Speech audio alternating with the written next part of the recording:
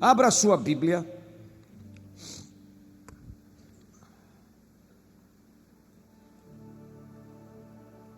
Primeiro livro de João, lá no final da Bíblia, capítulo 2, verso 15.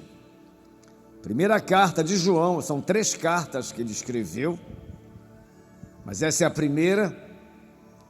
Capítulo 2, verso 15. Diz assim: não ameis o mundo, nem as coisas que há no mundo. Se alguém amar o mundo, o amor do Pai não está nele. Porque tudo que há no mundo, a concupiscência da carne, a concupiscência dos olhos e a soberba da vida, não procede do Pai, mas procede do mundo.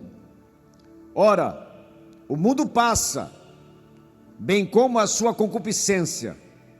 Aquele que, porém, faz a vontade de Deus, permanece eternamente. Digam todos amém. Põe a mão no seu coração, feche os seus olhos. Pai, nós lemos a tua santa, poderosa, inerrante palavra. Pedimos graça, pedimos favor e, acima de tudo, o poder do teu Espírito para falarmos desse tema que escolhemos. Sabemos da importância desse tema e da urgência que ele tem para edificar todo o teu povo. Que a tua palavra seja uma espada de 2 gumes, que ela penetre no mais profundo do nosso ser, que ela seja martelo que esmiuça a penha, que a tua palavra quebre dentro de nós todo conceito que não pertence ao Evangelho e à tua palavra. Por isso nos dá um coração aberto, uma mente esperta, atenta para te ouvir. Não permite que os nossos pensamentos, Senhor, sejam vagueantes, que eles saiam, que eles oscilem desse lugar. Nos ajuda a aterrissar nesse lugar com o nosso coração e com os nossos pensamentos e com a nossa atenção. Fala conosco poderosamente, em nome de Jesus, e toda a igreja diga amém. Vamos aplaudir o nosso Deus pela sua palavra, pela sua presença nesse lugar. Gente, eu quero falar sobre o tema, já estou falando desde domingo, os 3 dardos inflamados do maligno. Se você não esteve aqui no domingo próximo passado, vá até o meu canal do YouTube e assista a mensagem do primeiro dardo, que é a concupiscência da carne. Hoje quero trazer o segundo dardo que o inimigo se utiliza para te paralisar, me paralisar, para nos atingir, nos ferir, nos machucar, e com isso viver uma vida cristã derrotada, enfraquecida, diluída, aguada, uma vida sem intrepidez, sem ousadia, sem poder, sem unção, sem alegria. E isso é possível porque ele tenta de todas as formas atingir cada um de nós. Ele sabe que te perdeu, que ele me perdeu. Hoje somos lavados pelo sangue do Cordeiro, mas ele vai tentar de tudo para enfraquecer a nossa vida espiritual. E João, na sua carta, ele lança alguns alertas, nos exorta sobre alguns perigos. Ele começa a dizer o seguinte: não ame o mundo, nem as coisas que há no mundo. Que mundo é esse?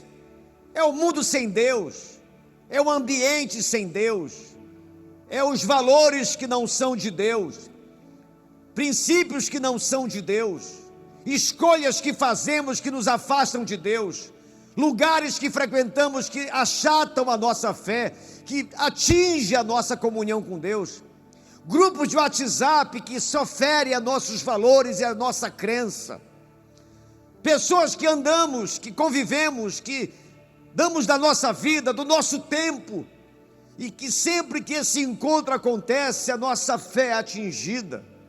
Isso é o mundo sem Deus. E João diz na sua carta que nós não podemos nos apegarmos a esse tipo de mundo, que é danoso, que é perigoso, que tem o poder de nos atingir e nos afastar de Deus. Aí depois que ele discorre sobre isso, ele começa a narrar sobre esses 3 dardos inflamados do maligno. O primeiro, como eu disse, o desejo desenfreado da carne. O segundo, o desejo desenfreado dos olhos. E o terceiro dardo que falarei no próximo domingo é a soberba da vida. É um sentimento desenfreado que entra no coração da gente, que pode destruir a nossa vida, mas isso falarei no próximo domingo. Eu quero começar definindo hoje o que é a concupiscência dos olhos. É o desejo desordenado e ganancioso de possuir ou alcançar aquilo que se vê. Segundo a Bíblia, é uma das formas de atração que o mundo usa para desviar o nosso coração do propósito de Deus, nos levando a valorizar demais a vida material e tornar a vida espiritual superficial.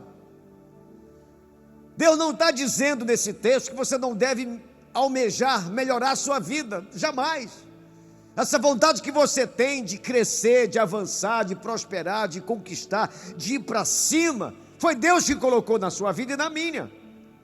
Mas a concupiscência dos olhos acontece quando esse nosso desejo não está harmonizado com a vontade de Deus. E aquilo que a gente se propõe a querer pelos olhos não bate com a vontade de Deus. Pelo contrário, nos afasta de Deus. Aí você desequilibra a sua vida.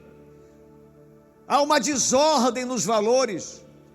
Há um ataque fulminante aos princípios da nossa fé. Nós olhamos e queremos, esse olhar se torna concupiscência, quando esse olhar é um desejo desenfreado, que nos leva para o precipício, que nos leva para o abismo. E é sobre isso que eu quero discorrer nessa noite, porque nós vivemos isso todo dia, o dia inteiro. Os nossos olhos, diz a Bíblia, se eles forem bons, todo o nosso corpo será luminoso. Mas se os nossos olhos forem maus, todo o nosso corpo estará em trevas. Então essa janela da alma, que são os nossos olhos, podem ser conduzidos para as coisas saudáveis, abençoadas e maravilhosas.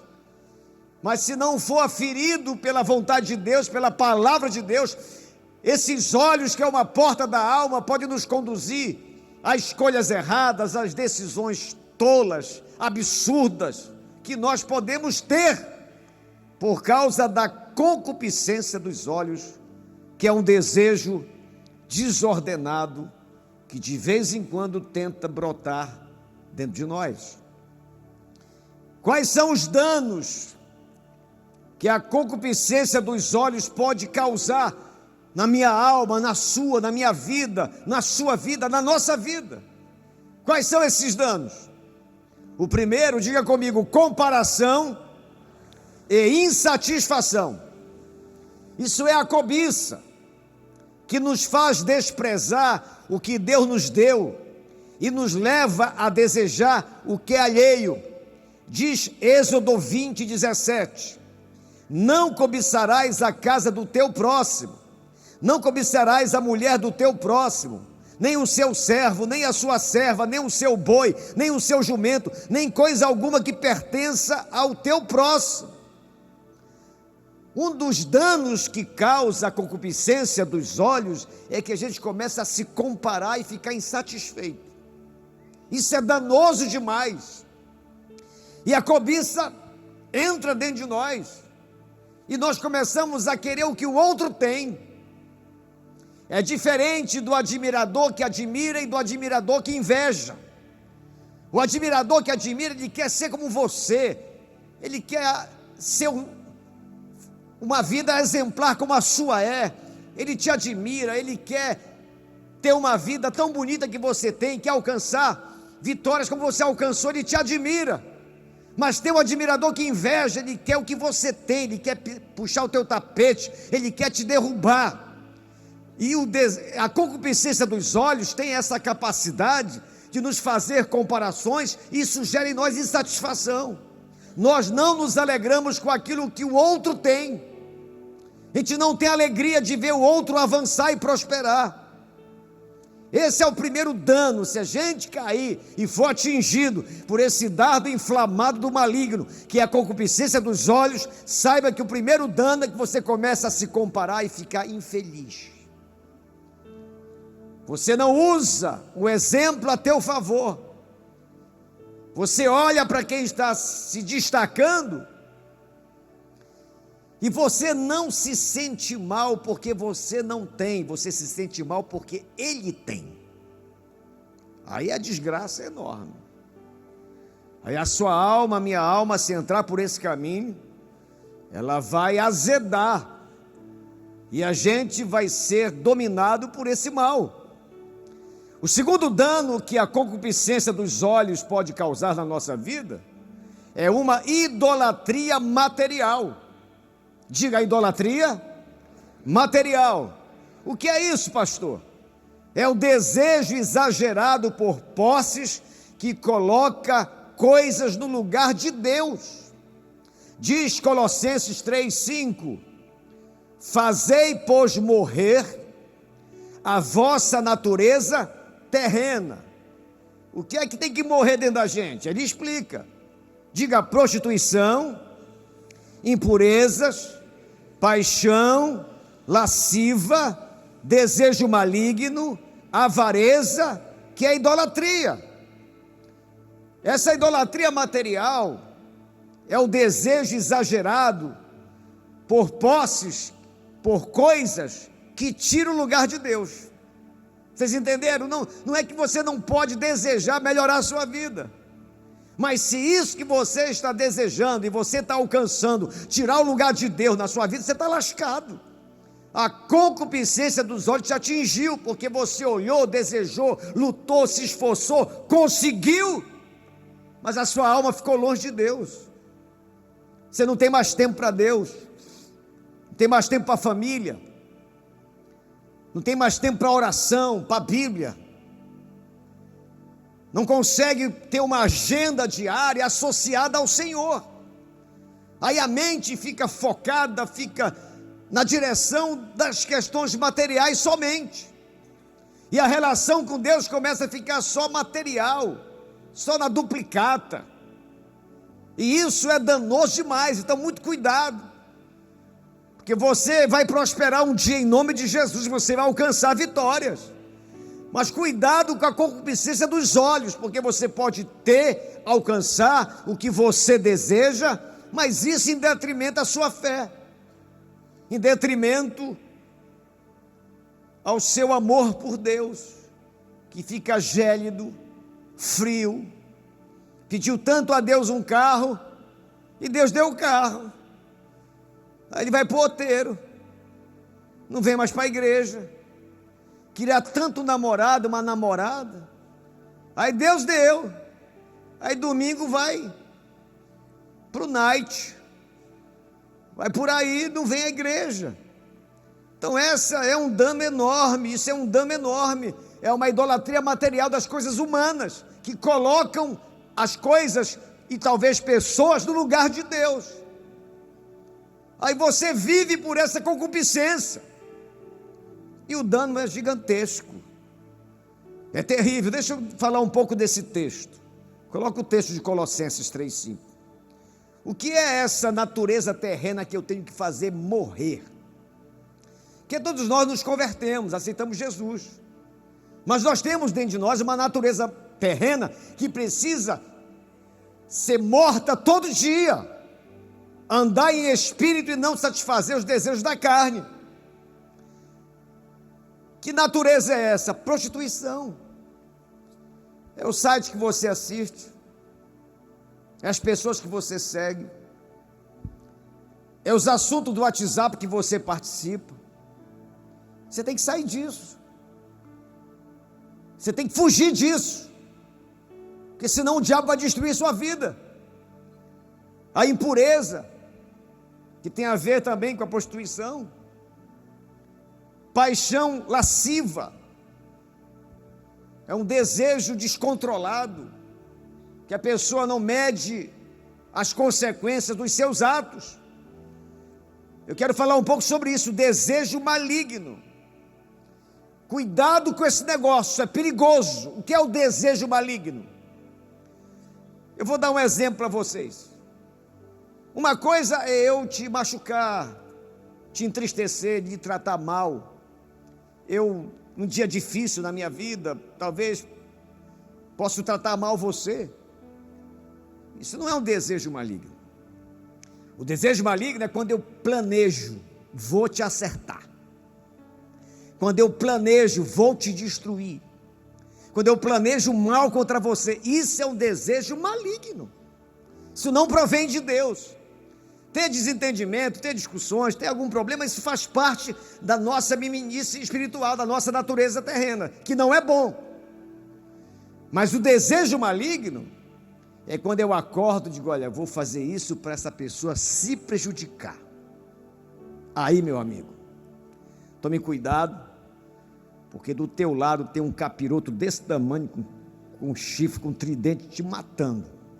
Que um cristão que chega nesse ponto, de planejar o mal para alguém, ele foi influenciado por uma obra maligna. A avareza, que é a idolatria. Irmãos, a avareza não tem a ver com a conta bancária, não. Eu conheço muito rico que não é avarento, e conheço muita gente financeiramente pobre que é avarenta. Guarda-roupa está lá, um saco de roupa que não dá nem que a vaca tussa. Sapato está lá, quase já sendo arrebatado para a glória, e ela não é capaz de compartilhar. Pensar em dar alguma coisa, parece que a alma fica agoniada, ela não consegue largar, a mão está assim, como diz o ditado, se atravessar o igarapé com um sorrisal na mão, chega sequinho do outro lado, que não abre nem que seja para evitar seu afogamento. Então esse é o problema. A avareza não tem a ver com conta bancária, não, tem a ver com o coração da gente, e isso é algo destruidor. Aprenda a bênção que é dar, ser bênção nas pessoas. Por exemplo, vem o Natal aí, se você puder comprar cesta de alimento para nenhum irmão nosso passar a noite de Natal sem comer, traga essa semana, traga semana que vem. Ah, mas eu não posso dar uma cesta, dê 1 quilo de alimento. Você não vai comprar 3 camisas essa semana? Chega lá no guarda-roupa e tira 3, pô, e dá. É o princípio do poço. Qualquer poço que a água não é tirada, a água apodrece. Mas qualquer poço que a água é tirada, quanto mais se tira, mais água pura brota. É assim que é o milagre de Deus. Escolha alguém para abençoar, escolha alguém para ser útil na vida dele, na vida dela, para que essa avareza, que é a idolatria, não pegue o nosso coração. O terceiro dano que esse dardo inflamado do maligno causa na vida da gente é a destruição de relacionamentos. Diga comigo, a inveja corrói relacionamentos e gera divisões. Tiago 3,16 diz assim: onde há inveja, onde tem a inveja, tem o sentimento de divisão, faccioso. Aí há, onde tem inveja, confusão e toda espécie de coisas ruins. A inveja, ela destrói relacionamentos.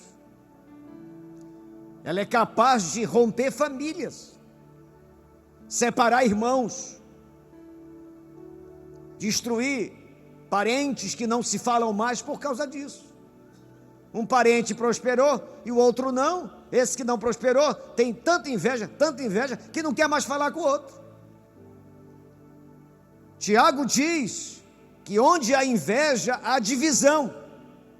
E se tem uma coisa triste, é uma família desunida.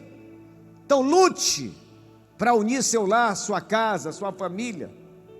Isso é fundamental para você viver bem. Agora, pastor, como é que eu sei que eu fui atingido por esse dardo? Quais são os sintomas que eu posso avaliar, pastor, que eu já fui atingido?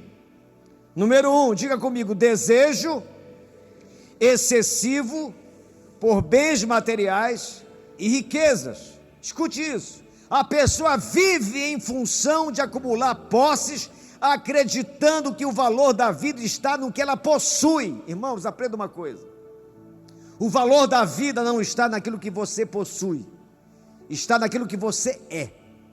Tem muita gente que possui e não é feliz. Tem muita gente que pode comprar a melhor comida da cidade, ir para o melhor restaurante da cidade, mas não desce legal, porque a pessoa não é uma pessoa abençoada por dentro.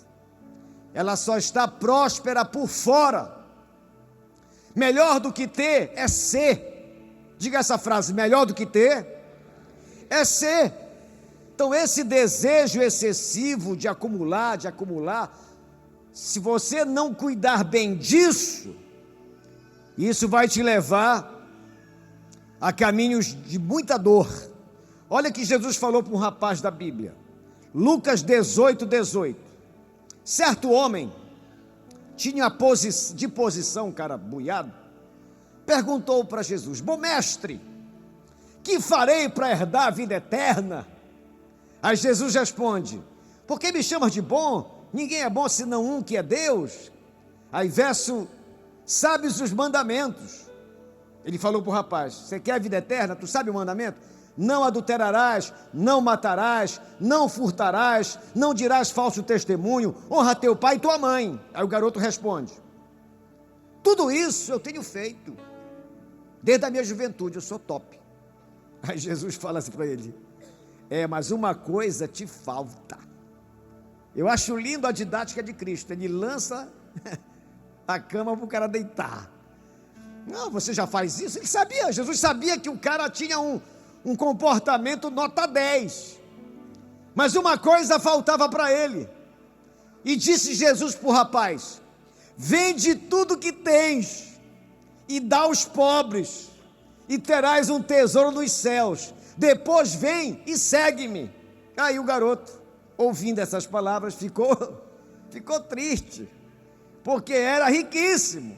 É claro que a salvação não é para você vender tudo que tem e dar aos pobres, mas Jesus queria mostrar para esse rapaz que ele era idólatra, que as posses dele estavam no lugar de Deus. E Jesus disse para ele: olha, meu amigo, vende tudo e dá aos pobres, depois tu vem. Ele não foi, ficou triste, ficou meio depressivo, porque ele era riquíssimo. Então, às vezes, irmãos, esse desejo excessivo pelas coisas materiais, elas podem simplesmente acabar com você. Eu conheci um cara rico, eu encontrei esse cara lá na Almirante Barroso, meio-dia. Eu parei no sinal com o meu carro e ele parou do lado, carro dele topíssimo. Aí eu baixei o vidro e vi que o dele estava com o vidro baixado desde sempre. Eu disse: teu carro está com um problema de ar-condicionado? Disse: não. Eu baixo o vidro, porque se eu usar o ar, o cara é rico, eu vou gastar mais gasolina, o miserável falou. Como é que pode, irmãos? É isso que a Bíblia condena, a concupiscência dos olhos, é uma coisa só material. O cara estava morrendo de calor, para não gastar gasolina, e eles tendo condições de pagar. É tipo um cara que compra o carro, e o carro vem com plástico, nos bancos, e ele não tira, o besta. Não tira, aí senta naquele plástico quente, miserável, para não gastar o banco. Aí ele vai morrer, e o cara que comprar vai usar. É tipo aquela senhora que comprou um faqueiro de prata, há mais de 4 anos não usa. Você vai morrer, minha querida. Seu marido vai casar com outra e a outra vai usar o teu faqueiro. Isso é concupiscência dos olhos. Não, é meu, é meu, é meu. Ninguém vai usar, nem eu vou usar. Se eu não uso, ninguém usa. Vai morrer, miserável. Vai morrer. E a outra vai usar. Irmãos, esse dano é terrível. É completamente destrutivo para nós. O sintoma desse dano é uma insatisfação constante com que se tem, necessidade de sempre querer o próximo objeto de desejo. Olha, deixa eu te dar um conselho: nunca projete a sua felicidade por algo material que você ainda não tem. Não cometa esse erro. Não vai dar certo. A sua felicidade está em Cristo. Amém?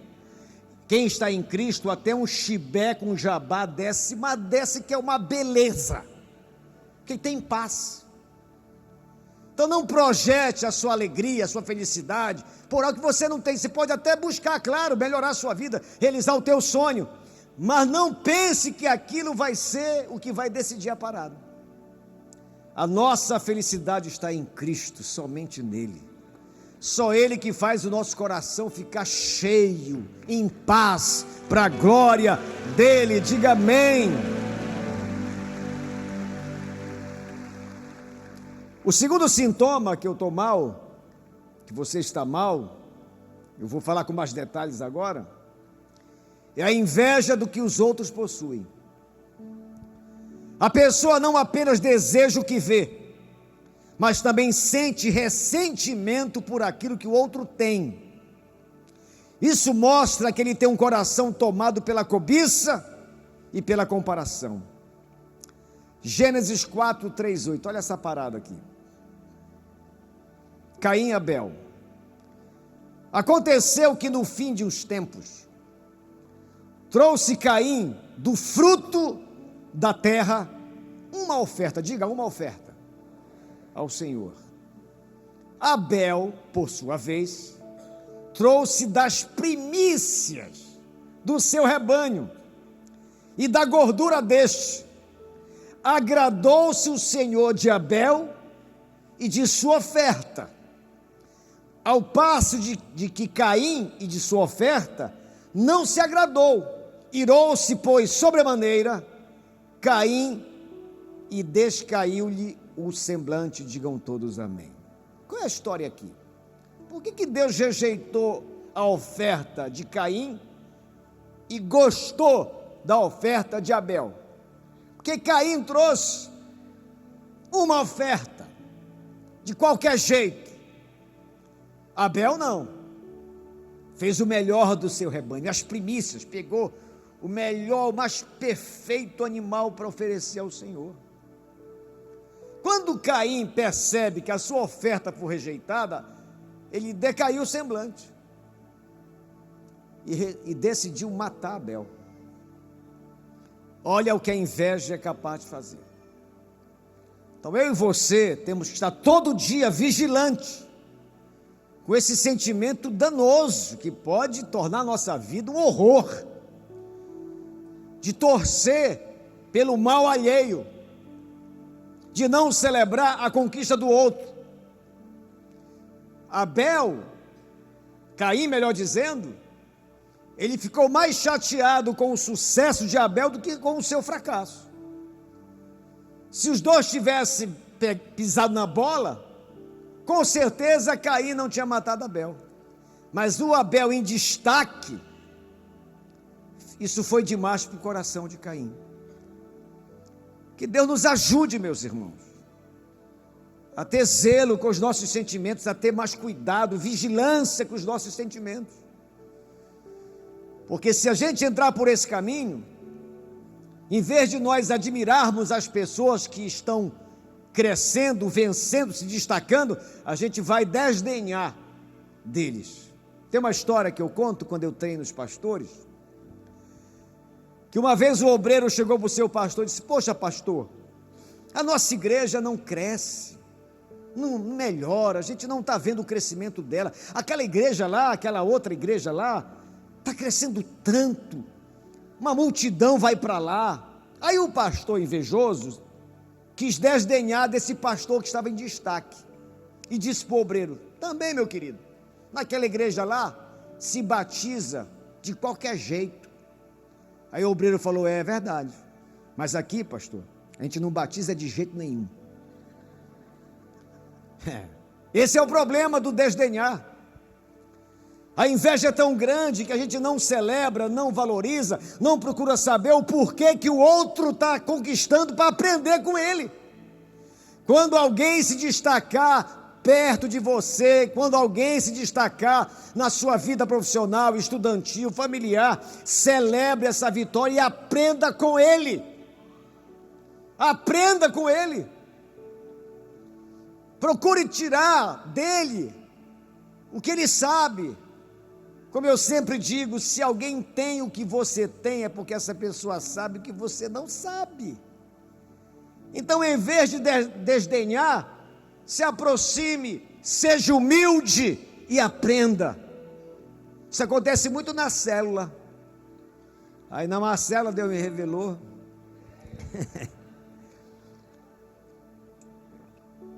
Tinha uma célula, parece que era aqui para o Riacho. A revelação está vindo forte. Que tinha uma menina na célula que cantava, parece um curió, uma beleza, uma voz linda. Aí se converteu uma outra moça, que cantava, parece um rouxinol.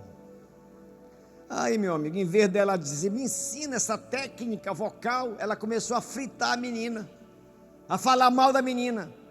Isso é uma desgraça, é inveja, irmãos.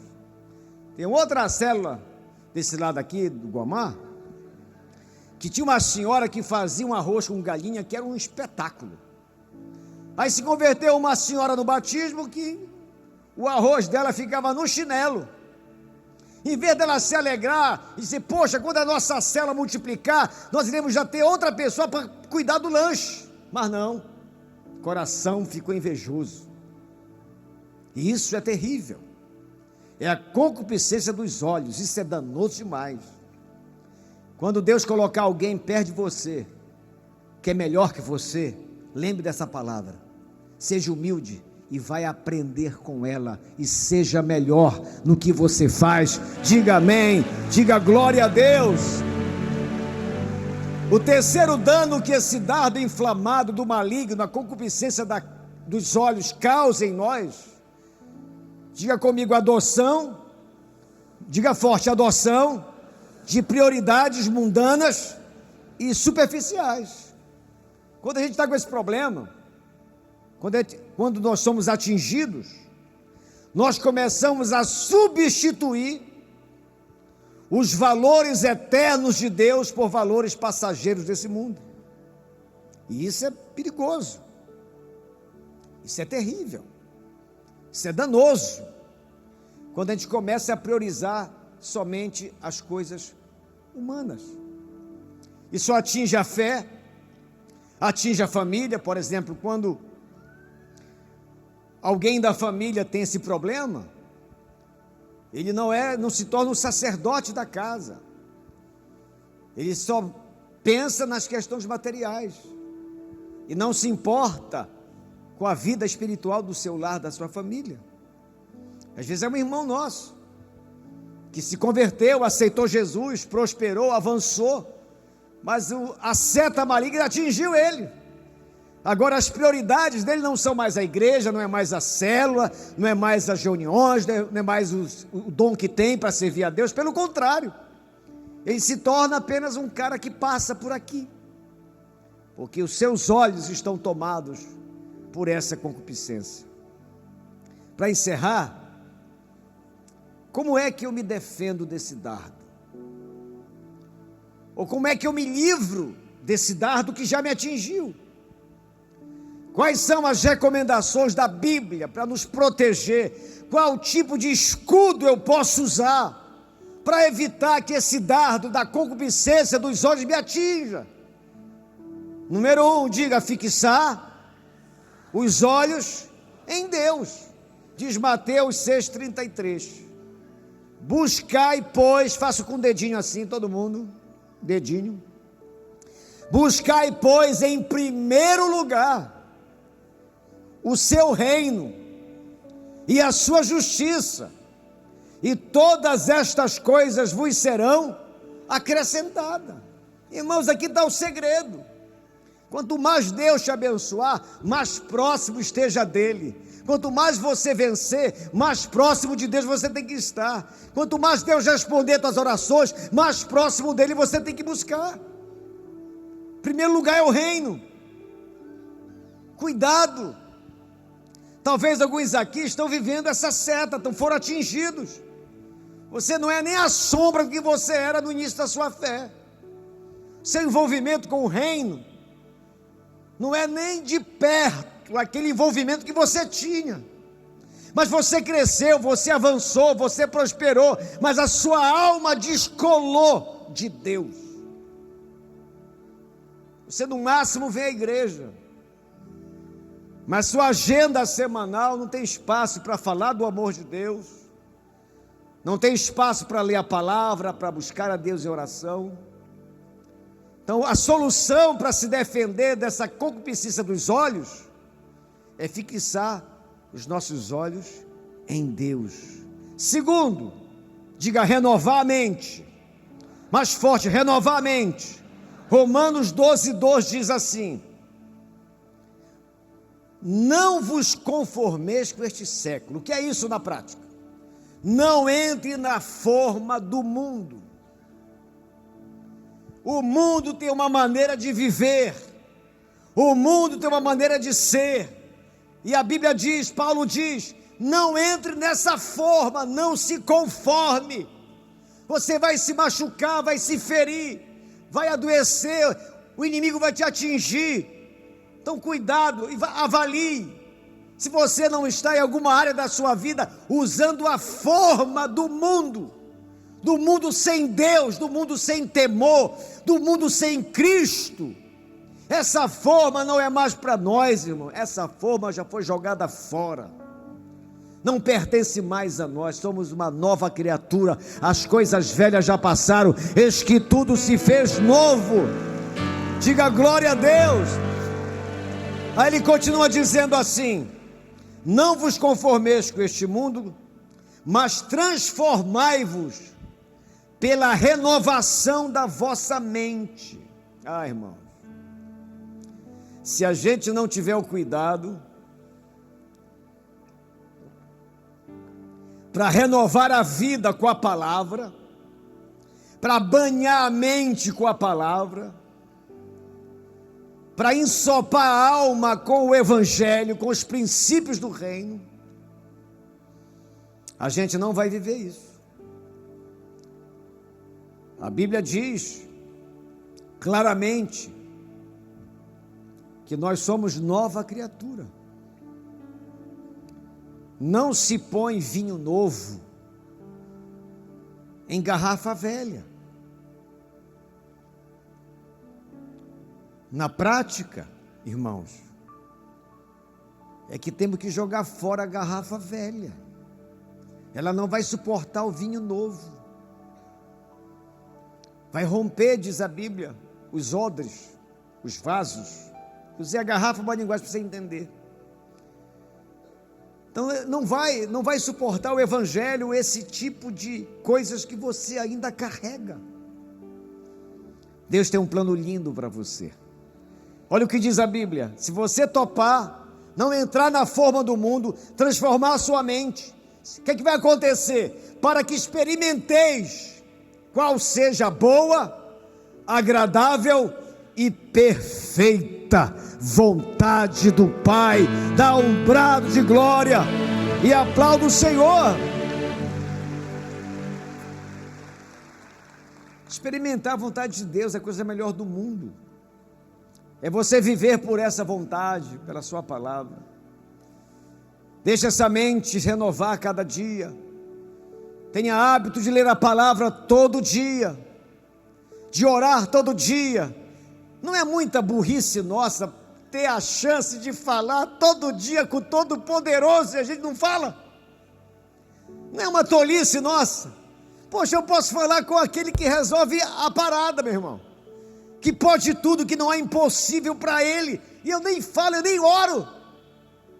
É muita bobagem nossa começar o dia sem falar com o Todo-Poderoso, sem ler a sua palavra, sem ouvir a sua voz. Aí a mente não é transformada, aí você não experimenta a bênção de Deus na sua vida. Como é que eu me defendo desse dardo? Fixando os olhos em Deus, renovando a mente, e por último, diga contentamento. Mas diga forte, contentamento.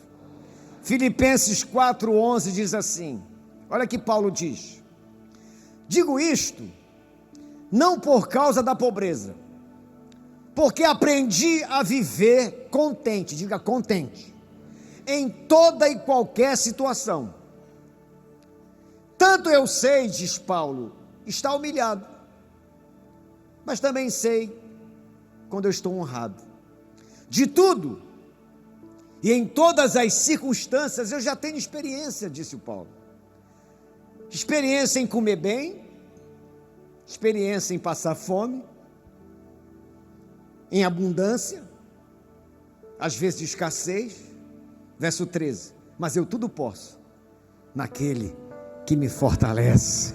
Diga glória a Deus, diga glória a Deus. É contentamento. Pior coisa que tem é ter alguém do lado que não tem contentamento. É o pessoal do mais. O culto foi bom? Mais. Esse presente foi bom? Mais. Essa praga do mais, irmãos, é uma desgraça. A pessoa nunca está satisfeita. Isso acontece muito no casamento, porque existem muitas intrigas no casamento, que não há contentamento.